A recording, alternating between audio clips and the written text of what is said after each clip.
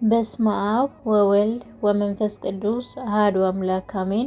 የእግዚአብሔር ቤተሰቦች የማምላክ የቅድስት ድንግል ማርያም ወዳጆች እንዲሁም የዝማሬቱ ቤተሰቦች እንደምስከሳ ደርሳችሁ አሜን። የኃያሉ የልዑል እግዚአብሔር ስሙ የተመሰገነ ይሁን። እነሆ መንፈሳዊ ስነ ጽሑፍ ይዤ ቀርቤያለሁኝ። አብራችሁኝ እስከ ፍጻሜ ትቆዩ ዘንድ በትህትና ጠይቃለሁኝ። አብራችሁኝ ቆዩ።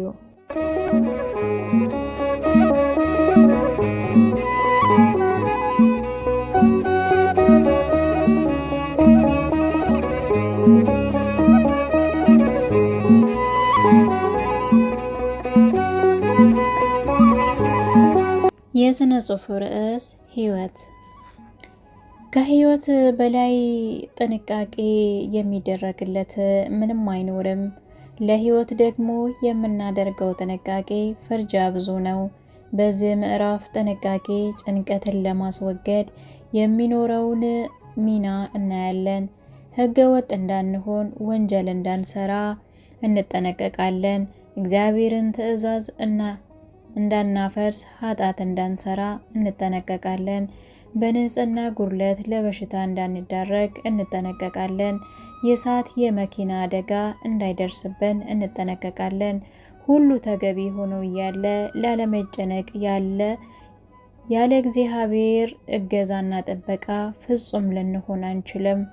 ላለመጨነቅ የእግዚአብሔር እገዛ እንደተጠበቀ ሆኖ የኛ ላለመጨነቅ የሚኖረውን ጥንቃቄ ቀላል ግምት አይሰጠውም። ለዚህ ደግሞ ስለ ሕይወት በቂና ጥሩ ግንዛቤ ሊኖረን ይገባል። ሕይወት ብዙ ሰዎች ስለ መኖራቸው እንጂ ስለ ሕይወታቸው ብዙም እውቀት የላቸውም። እንደዚሁም ስለ መኖራቸው እንጂ ስለ ሕይወታቸው ብዙም አስበውበትም አያውቁም። ስለዚህ ሕይወታቸው የራሳቸው መፍትሔ የሚያስፈልገው በችግር መረብ ተተብትባ የሚኖሩት ሕይወታችን የመኖራችን ትርጉም ነው። ኑሯችን መልካም መጥፎም ጣፋጭም መራራም የሚሆነው ለሕይወት የምናደርገው ጥንቃቄ ነው። ምክንያቱም ያለ ሕይወት ልንኖር አንችልምና። ከክርስቶስ ያገኘነው ሕይወት ያለ ኃጢአት በጥንቃቄ ያለ ክህደት በጥንቃቄ ካልኖረን ሞት ያንዣብብበታል። በሞት ጥላ ስር ከሆነ ደግሞ በጭንቀት እንኖራለን። እያንዳንዱ እርምጃችን በፍርሃት የሚሰነዘር ይሆናል። ዳዊት በሞት ጥላ ውስጥ ባልፍ እንኳን አንተ ከኔ ጋር ነህና ክፉንም አልፈራም አለ። መዝሙረ ዳዊት መዝሙር 22 ከቁጥር 4።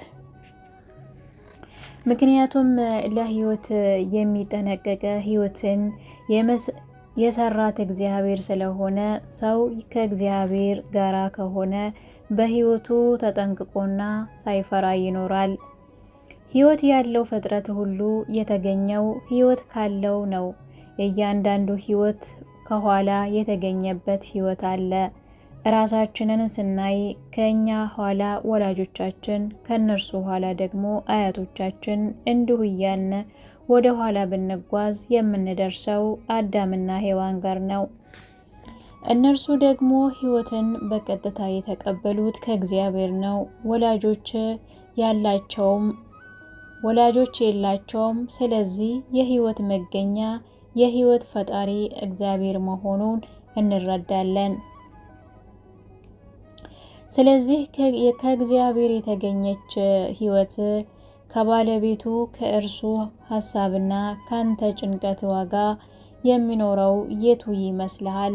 ላለመጨነቅ መጠንቀቅ ያልሆነው ትክክለኛው ትርጉሙንና ይህ ስጦታውን የሚያከብርና የማክበርና የማንከባከብ ሰው ይሄን ማወቅ አለበት። አለዛ ለሰጪውም ለስጦታውም ክብር ያልሰጠው ሰው ተብሎ ይቆጠራል። እንደዚህ ነው ከሕያው እግዚአብሔር ለተቀበልነው ሕይወት ከፍተኛ ጥንቃቄ ያስፈልጋል። ይህም ጥንቃቄ በምድር ላይ ዕድሜያችንን እንዲረዝምና በሰላም እንድንኖር ከጭንቀት በሰማያዊ ዓለም በሕይወት እንድንኖር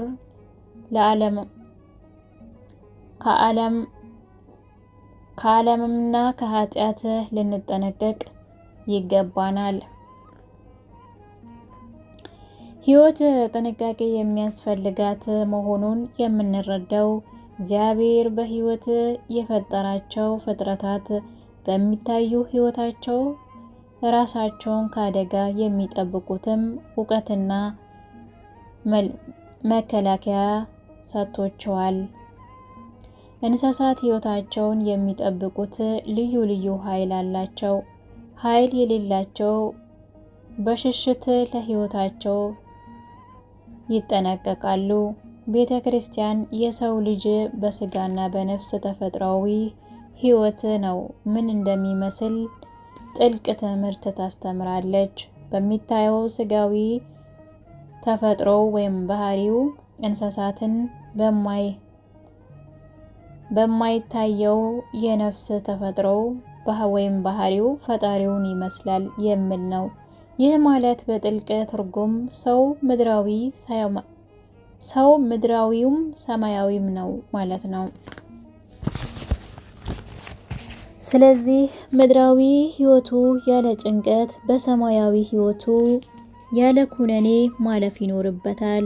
ስለዚህ ደግሞ በምድር ላይ እድሜያችን እንዲረዝምና በሰላም እንድንኖር ከጭንቀት መጠንቀቅ ይኖርብናል።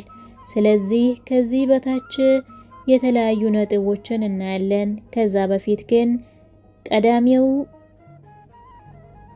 ቀዳሚው ወይም ሰማያዊው ዓለም በሕይወት እንድንኖር ከአለማመንና ከኃጢአት መጠንቀቅ ያለውን እናጠነቅቃለን።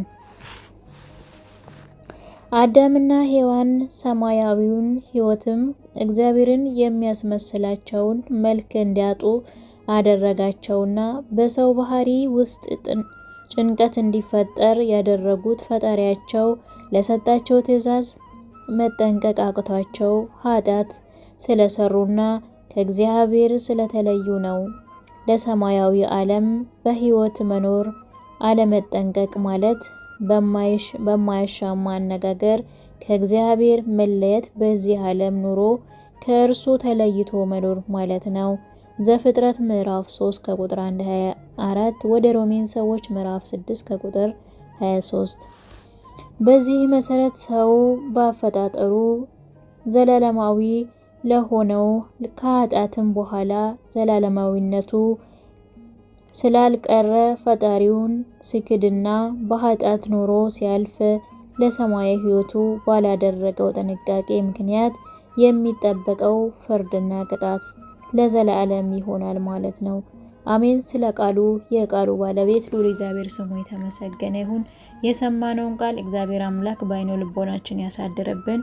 ወስብሐት ለእግዚአብሔር ወለወላዲቱ ድንግል ወለመስቀሉ ክቡር። ይቆየን። አሜን።